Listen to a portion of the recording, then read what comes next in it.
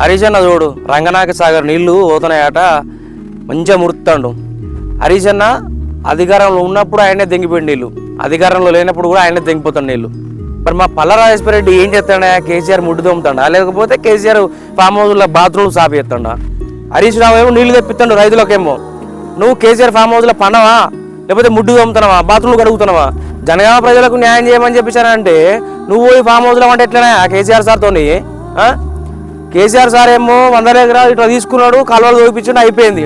మరి జనగామలో మాత్రం నీళ్ళు ఎందుకు వస్తలేమని నాకు అర్థం కాదు. కానీ ఈడ ఉన్న ఎమ్మెల్యేలు వేస్ట్ నాకు అర్థం చెప్పాలంటే. జనగామ ప్రజలకే మీరు ఎమ్మెల్యేలు వేస్ట్, అసలు లంగాలు మీరు.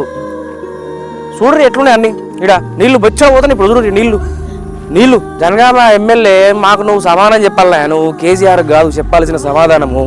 చూడురి నీళ్లు మస్తుగా కనబడుతున్నాయి. పాపం రైతులకు సంబంధించిన నీళ్లు కావాలిగా. ఇక ఈ కాలువలను దోపించి కాలువలను దోపించడం అయిపోయింది. ఈ కాలువపారకాల ద్వారా గుడ్డాలు అనేటివి మంచిగా పచ్చబడతాయి కదా. నువ్వు పల్లారాజేశ్వర రెడ్డి ఏం చేస్తున్నావా నాకు అర్థం కాదు. కానీ ఏం చేస్తున్నావు అసలు? నువ్వు ఏమైనా ఉన్నావా నీకు? కేసీఆర్ ఫామ్ హౌస్లో అంటా పిక్తా అంటున్నావు.